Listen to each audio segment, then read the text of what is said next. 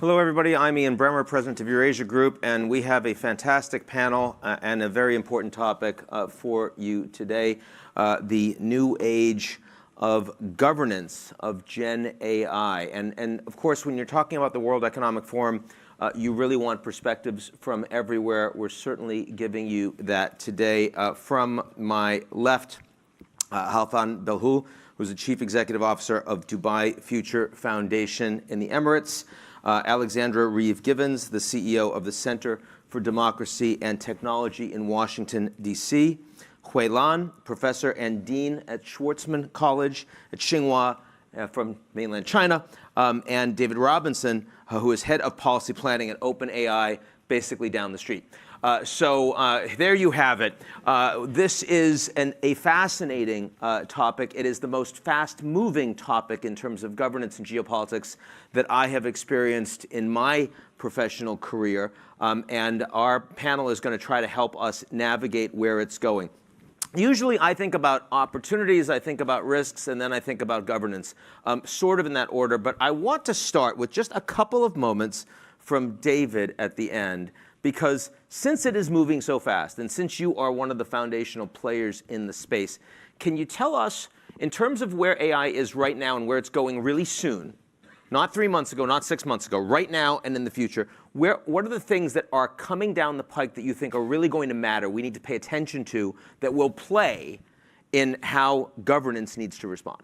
Well, it's a good question, Ian, and thank you, and thank everyone for coming together to have this important conversation. I think there are, first of all, from OpenAI's point of view, there are all these governance conversations, as you say, about risks, but the place we always want to begin is with the benefits that motivate us to build this stuff in the first place, right? So for us, our mission is artificial general intelligence to benefit all of humanity and in a safe way. We think about safety, but we also think about getting it out there into the world.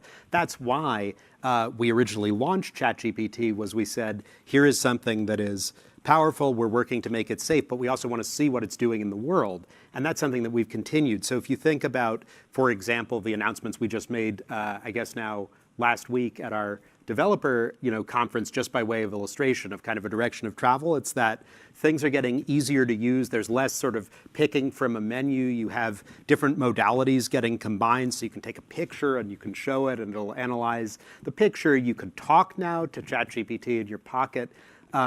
And there is a coming together of different kinds of experiences where underneath of that is kind of one engine that's intelligence. And I think, when we think about how OpenAI's work gets into the world, everybody knows ChatGPT, right? Which is this app that we can each use personally. But if anything, the equal or larger opportunity is to provide that kind of intelligence, that kind of capability as a service that others can build upon. So you'll hear the letters API. That means that a developer who's working in some setting, like a hospital or in a business and wants to do something specific, can harness that engine. And as that happens, you're going to see not just a chat app, but intelligence infusing all kinds of experiences. And so even though we've had the technology, I think what we're on now is an adoption curve where there's a bit of a lag time for people to build the ways in which this engine is going to be connected to our lives. I remember there was a big question in a previous presidential debate about, are you prepared for the call at 2 a.m. when there is suddenly a serious crisis? If you were to get a call at 2 a.m. that really were to worry you, what would it be about? What do you think that call is in the AI space? I'll tell you what we just launched a preparedness team to think about, which basically you could construe as an answer to that question, which is... If I'm being very generous, apparently. Okay. Well, okay, fair enough. Look, the worst risks keep us up at night, right? That's what that red phone analogy is about. And we have for a long time been thinking hard about what are called CBRN risks, which are chemical, biological, radiological, nuclear types of risks, where could this be helpful to someone who wanted to do something terrible? The answer is not yet, and we're working hard to make sure that that does not happen. But it is certainly something that we think hard about. And then the other thing you wanted present and future and not the past. The other piece of the future that we are that we're working on very, very actively, and in fact have devoted 20% of our compute to, is what's known as the alignment problem, which means making sure that these very, very smart technologies, which in our view are foreseeably going to become smarter than we are, remain under our control. That's what our alignment team is focused on. Thank you. No, that was actually pretty darn good answer to that question. So going with that, with the proliferation issue and risk and the alignment issue and risk, both of which are things China is thinking a lot about. So Lan, how do you think those two should be addressed, can be addressed, and is China leading the way? Does it intend to lead the way? Well, I think if you look at China's development process, China actually started an AI plan in 2017. I think basically China is really trying to work both, top down and bottom up. Top down is that within that AI development plan, and there was actually already these concerns about potential risks.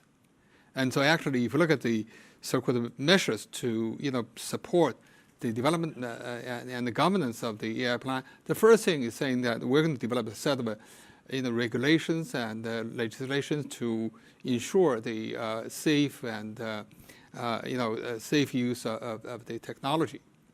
But at the same time, if you look at the process of how actually Chinese governance of AI has evolved, it really actually has pretty much is a very adaptive process.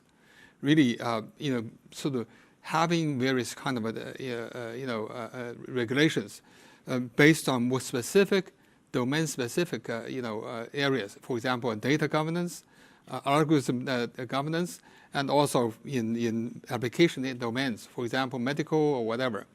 So I think that's sort of at the top level there are AI ethical principles, but also bottom up there are more specific regulations. So those two are sort of kind of merging, from top down to bottom up. I think that's sort of how the Chinese approach in addressing some of the concerns that people have talked about. A question that I wrestle with, and I'm wondering how you would respond to it, is like, do Chinese engaging in AI, again, at the public policy level, do you see more of an opportunity that the rollout of AI will allow a centrally planned economy to become really efficient? Or do you see more opportunity that top-down data surveillance and metrics will allow far greater political stability of the present system? Which is the bigger opportunity for a country like China? Well, I think for China, China sees AI no difference with other technologies that really provides huge opportunities for generating benefits for people and for the society. So China actually is, in many ways, is really pushing for the innovation and for the development and deployment of AI technology. So it's AI has already been used very widely in Chinese society and generated huge benefits. But at the same time, of course, people have concerns about the potential risks, about the invasion of privacy, and about many other things. So I think the government has to respond.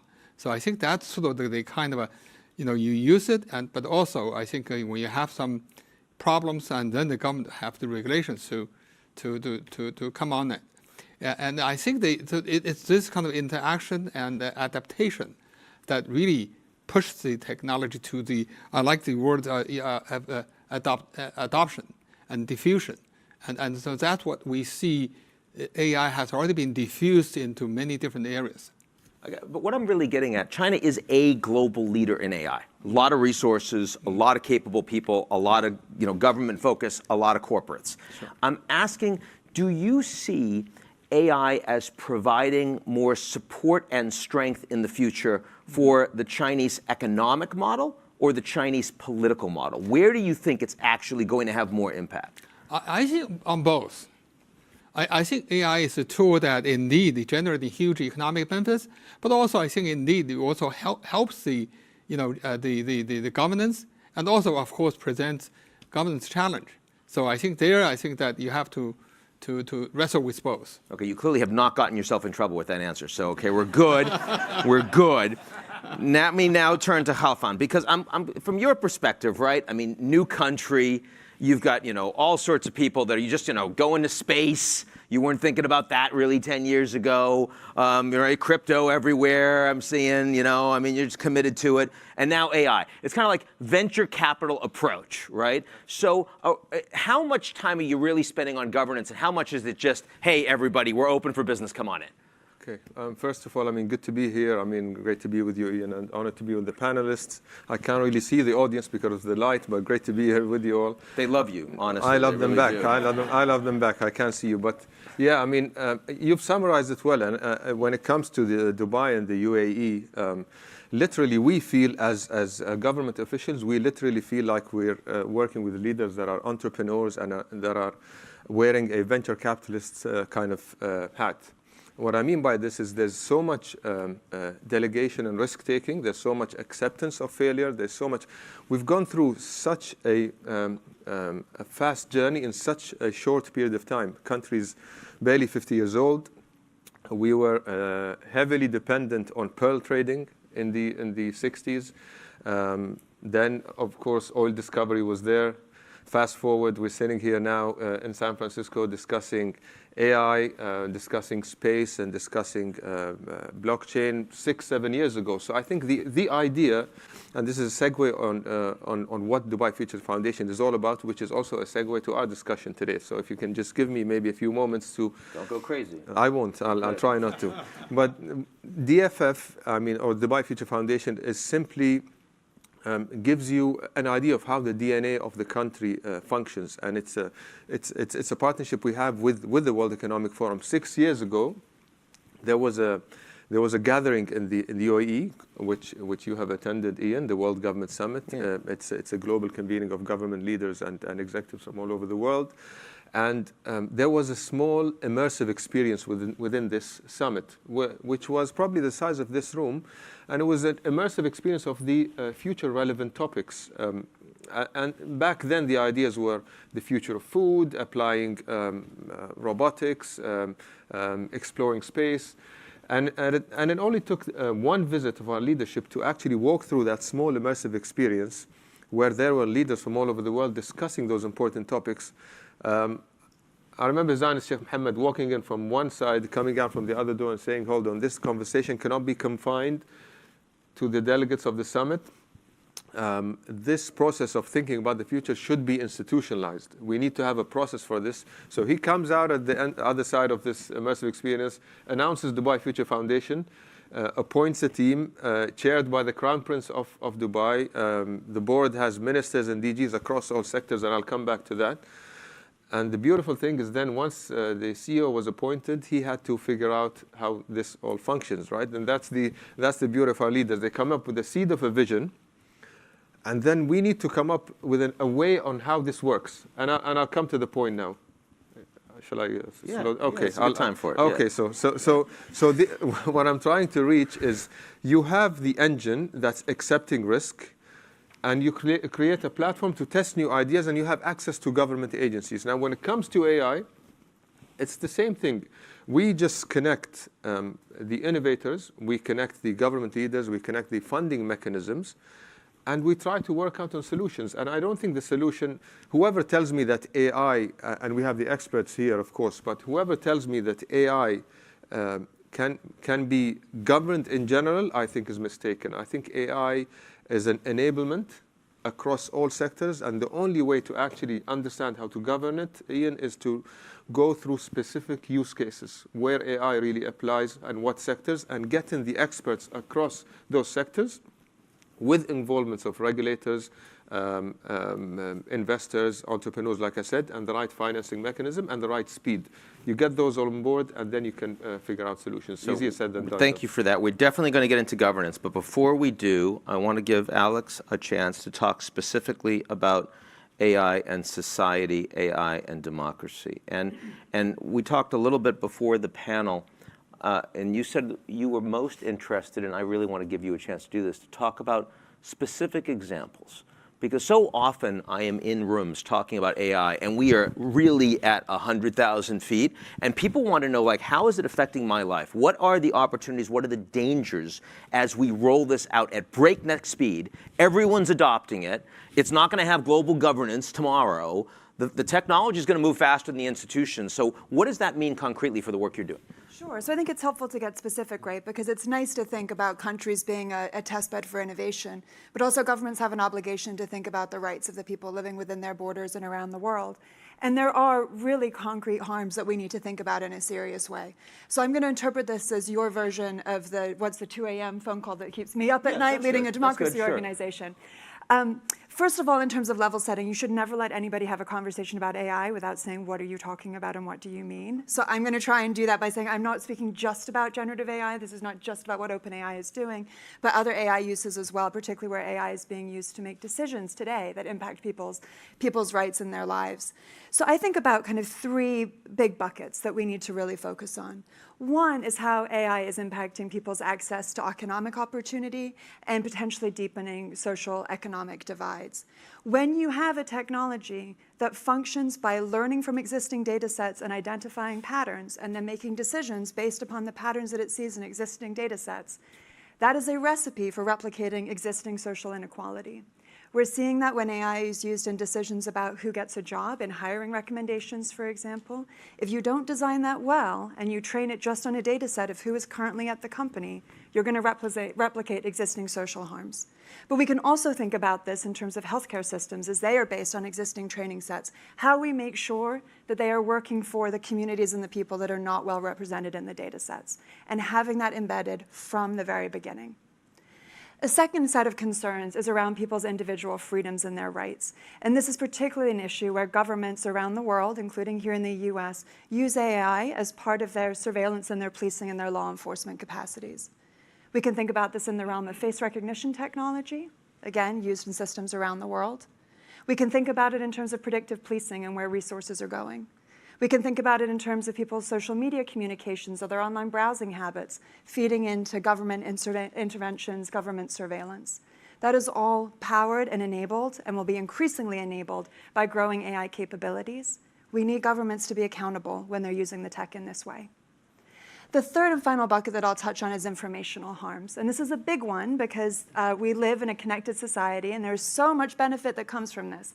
But at the same time, we have to think about how AI recommendation systems, this is where generative AI comes in as well, can impact the way in which we access information around the world and the way in which we communicate with one another.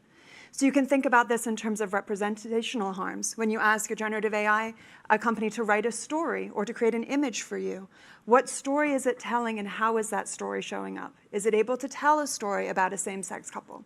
Is it able to generate an image of somebody who is a CEO and have diversity in how that CEO is represented? When you think about mis and disinformation and the growing risk of deepfakes, we already know that access to reliable information in our connected age is a challenge. We've seen that play out in the United States at home as well as in countries around the world. Now it's not just easy to create a deepfake, you can do it at scale, right? So we can easily make misleading representations about a political figure or a news event. And it doesn't require sophisticated computer skills. It's really easy just to do that at the click of a button. It's easy to not only do it once, but to a coordinated campaign where it can look like different actors are generating similar images. So it creates an even better kind of indicators of truth.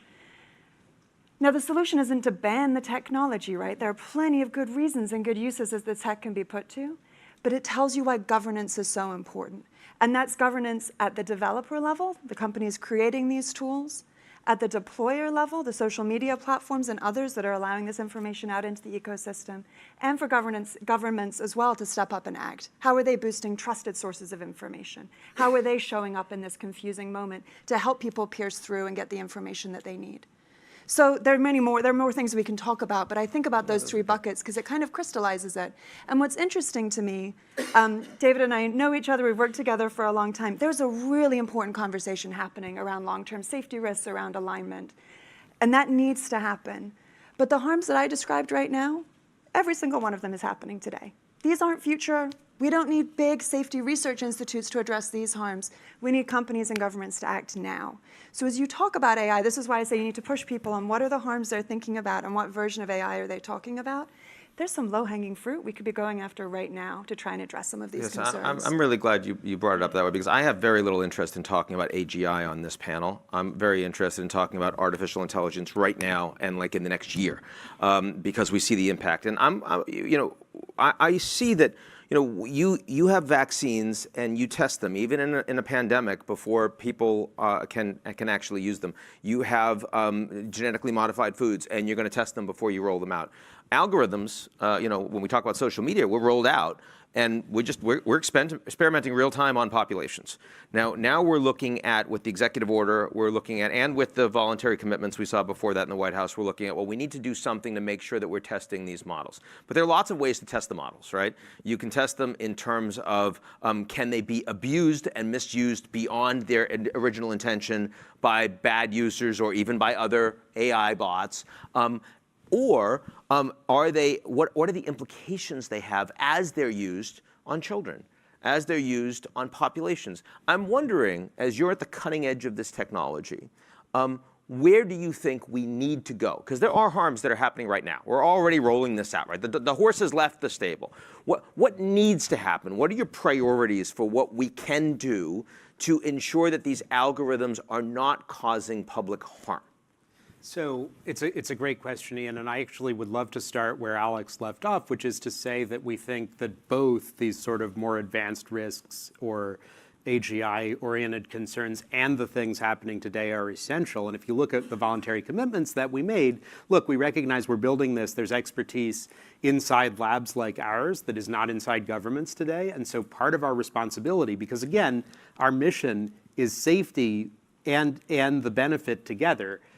And we're just, momentary sidebar just to say that unlike a typical corporate structure where maximizing profit is the goal, we're actually owned by a public charity, as you may know, and we have a fiduciary duty to the mission I've described, even at a cost to our profits. So, and that is baked in too at the staff level to how people think about what we're trying to do. And so if you look at the voluntary commitments that we made, we promise every time we do a major new model release, we're going to have it red teamed. We and other firms that have made these commitments, we're going to organize red teaming, which means having experts kick the tires. And we're going to do what's called a transparency report or a system card where we say, look, here are the worries we worried about, here are the mitigations that we made, here are the problems that still remain to be solved. And we did this most recently with our image generation, DALL-E 3. You can give it some words and it'll draw you a picture. And part of what we described there is how we mitigated some of the very bias concerns that Alex just mentioned. So for example, like demographic diversity and the kinds of people that we depict when we're asked to sort of depict people in various situations, including in leadership roles. Those are the kinds of things that we take very seriously. And then some of this is about really educating on, we have sort of the base training, the big supercomputer piece where it's patterns from lots of data. And then we have what we call post-training, which is where you fine-tune it. You teach it to follow instructions. You teach it what kind of an answer you think is a good answer, right? And you sort of steer this intelligence toward the outcome that you want. And part of what we do when we put out a system card is to educate people about, look, this is how the building works. These are the intervention points. And we hope and expect that there will be, democratic input into that. And just, I guess, one last piece is just to say, our belief about how to get things right is by actually interacting with the technology. We don't think you can theorize it all in advance. And so we believe in deploying gradually and in learning as we go. And even one of our research initiatives is to get more people, not just kind of experts in San Francisco, but people around the world doing that more and kind of giving us more input into what it should do. So Kalpan, when I hear this, one of the things that has allowed the Emirates to be successful is building a culture of trust, international trust, that when you do business in Dubai, contracts are actually going to be stood up. When you think about AI, how do you build trust in the context of both an environment where data's going to be controlled on high, but also where people need to understand that they're going to be able to behave in ways that are, sort of acceptable to them long term? Yeah, I mean that's a great question. And I totally agree. And I've also enjoyed the previous session where there was a lot of focus on trust as well. And I think there's two major signs, and there's no other way going forward. I think first of all, I'll start with the point that you mentioned about collaborating and understanding and working jointly. I think the world, Ian, has thrown us so many signs when it comes to across all issues around the world, whether it's economical, geopolitical, or pandemics, so many things that are, or the opportunity from the digital world, that going forward, there's no other way but to actually unite and solve things together. So that's inevitable, and the only way forward to solve this is to actually work together. When it comes to trust, that's also something that we will have to pay much more attention to. And the best example is maybe something I shared with you offline, Ian, and with my fellow panelists. I mean, we've went through the pandemic, and there was obviously major challenges and hitting major economical drivers for the country. But it was the trust factor that once we opened up, because clearly, I mean, locking down for such a long period of time isn't sustainable.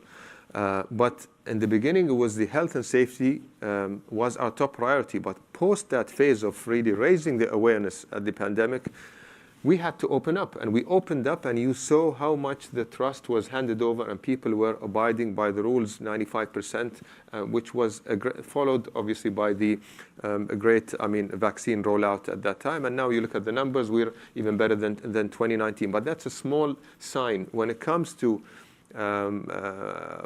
AI, obviously, again, much easier said than done, but there's no way forward other than creating a trust mechanism in a way where people can feel responsible and liable whenever they share information or wherever they share the wrong information. This is the only way forward, so they can benefit from AI and the systems can work properly. Now, to another point that has been mentioned, the best way to achieve that is to really have constant conversations. And we, of course, enjoy this with the World Economic Forum through different partnerships, through the Center for Fourth Industrial Revolution and different events that we have. But at Dubai Future Foundation, we also have an annual convening called the Dubai Future Forum.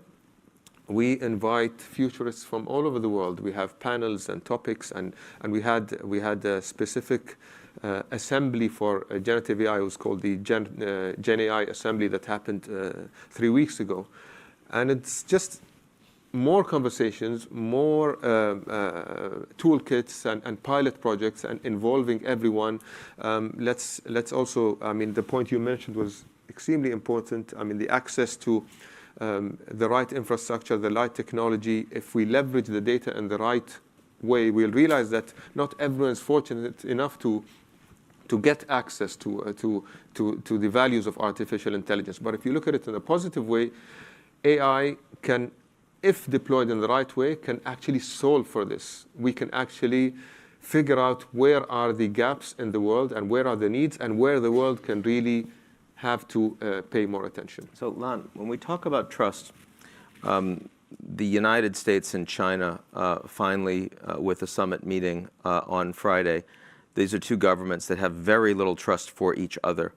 And yet the announcement of a track 1.5 on artificial intelligence seems to be one of the positive breakthroughs that we're going to see between these two leaders. What needs to happen? Where are the areas specifically of AI conversation where the Americans and Chinese might be able to build some trust?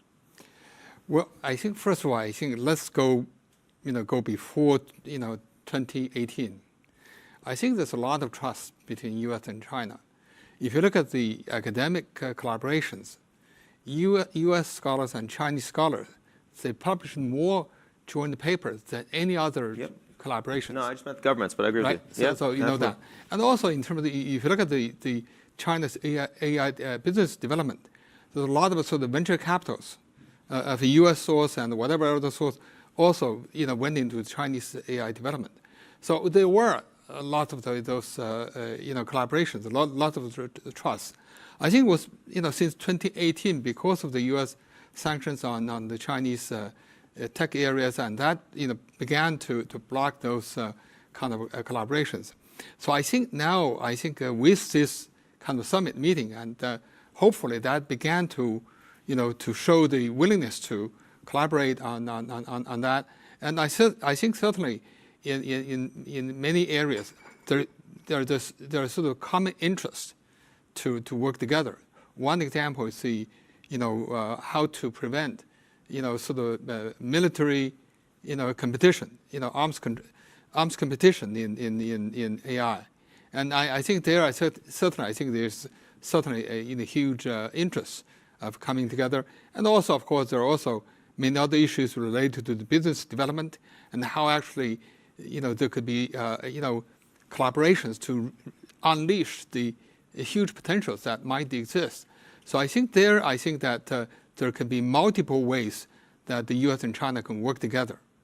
With the present export control regime that the United States has on semiconductors and related ecosystem, if that persists, is it still possible to build the AI cooperation that you're talking about? Well, I think that first of all, I think that if that persists, it will not only just harm the Chinese AI development, but also will harm the U.S. AI development. With the semiconductor industry, I mean, if they developed all the chips but they couldn't sell to the Chinese market, they will suffer as well. So I think that the whole global semiconductor industry will also suffer. So I think that's probably the first thing. The second thing is that indeed, I think if that's the case, certainly will force the Chinese AI developers to find their own ways, to try to find ways to develop their own. So I think that certainly would happen over the time. So I think that if I know that there's U.S. and other countries have already had this kind of a regime in so-called the Wassenaar agreements that blocks the tech transfer from the Western countries to China and other countries. So I think that regime, let's just leave that alone, and so we don't touch that. But certainly in the commercial areas, there are huge potentials for collaboration rather than having this kind of sanctions. I think that one thing I wanted to clarify, I think there seems to be a misconception that China is sort of kind of in competition with U.S. on trying to achieve AI supremacy in the world. I think if you go to the Chinese market and if you go to the Chinese industry, I think people don't worry so much about the competition with the U.S. People are really concerned about how we can develop the best technology to be used in various areas, in medical service, in agriculture, in the environment. I think that's what people are actually concerned about. I don't think the companies are so much interested in competing with the U.S. on that.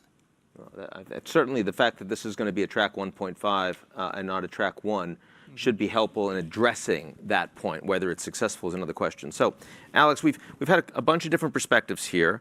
I want to open the aperture a little, and we've got the AI Act in the EU. We've got a high-level panel from the UN. We now have an executive order from the United States. Arguably, those are three of the most significant kind of directional orientations we have in Western AI governance, and then of course you have what the Chinese are doing domestically. Talk to me a little bit about who do you think, I know they're different, but they do have different cultural orientations, different priorities, different focus. Tell me who you think at this early stage is getting it most right, most wrong, and why. Yeah, it's a great question. And this ties to the issue of trust, right? Because the most meaningful way to have trust is actually to bake in rules of the road and protections that people can know and rely on. The European are moving forward with the AI Act. Of course, legislation is going to be the most comprehensive and the most baked. They can regulate private sector behavior. In the US, so far, the Biden administration is being cabined just to the powers of the executive branch. So they can issue guidance to enforce existing laws, but they're not adding on new legal obligations. That's going to have to come through Congress acting. But all of those conversations are hugely important. When you think about it from a trust perspective, right, what is it that got us comfortable driving on the roads at high speed? It doesn't work just for one car manufacturer to say, we have best practices, here's what we do. You need all of them to have rules of the road, to have basic protections that you can trust on, and for there to be a surrounding ecosystem of traffic lanes and stoplights that we all know and understand so that that ecosystem can function together well. So as I view this, we're going to have a combination of legislation that protects people's rights, that bakes in some of the fundamentals. And then because legislation moves slowly, and when you write it, it has to be evergreen, so you have some vagueness that needs to be filled in, we also need companies rising to the moment to fill in the gaps through multi-stakeholder agreements. So if you'll indulge me, I'll talk for just a minute about what that can look like. Crucially, on the regulation front, there are some basic rules of the road that would go a long way to helping make sure that these tools are deployed responsibly. We can think about data privacy rules, right? What are the inputs that are being gathered? How do we make sure that these tools are responsibly processing and gathering information? We can think about, in the US, we use the language civil rights protections. Globally, we might use human rights as the language. But what are the basic rules around how and when these tools can be used? And what is the access to remedy to people who are unfairly harmed by these tools? We can think about basic transparency norms. David talked about the really important work that OpenAI has been doing with system cards, pioneering what it is to be transparent. That shouldn't be a voluntary commitment by a company trying to do the right thing. That should be table stakes for every company to be doing, and for us to have agreed upon norms around what transparency meaningfully looks like so that people know and there's some type of common language that's being used by different companies that also works in different jurisdictions around the world. Then, of course, we can talk about sector-specific regulation for the long-term safety risks, nuclear capabilities. There are different things that different verticals might want to address as well.